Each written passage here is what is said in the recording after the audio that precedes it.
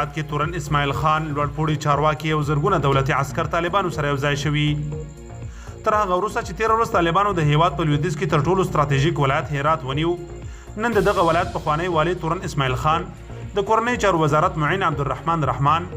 د هرات والی عبدالصبور قانی او ګڼ شمېر لوړپوړي دولتي چارواکي طالبانو ته تسلیم شوي. طالب ویان قاری یوسف احمدي په دې هکله په خپله ټویټر پاڼه لیکلي، په هرات کې اسماعیل خان له خپلو ټولو پلویانو او عسکرو سره له اسلامي امارت سره یوځای شوی. اعلامیه کې همداراز وړاندې راغلي د هرات ولایت د فتح څخه وروسته د هرات مشهور قومندان محمد اسماعیل خان، د کابل ادارې د کورنۍ چارو وزارت معین عبدالرحمن رحمان،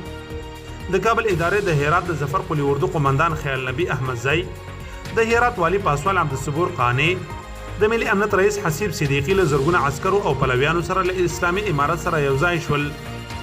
په ټولنیزو رسنیو خپرو شوي ویډیوګانو کې ښکاري چې اسماعیل خان د طالبانو له چلند څخه خوښي څرګندوي او ټولو افغانانو ته په خپل پیغام کې وایي چې سولې ته کار وکړي. باید وویل شي چې طالبانو په تیره یوه اونۍ کې نږدې 10 ولایتونه تر خپلې ولکې لاندې راوستي او لا هم د چټک پرمختګ په حال کې دي.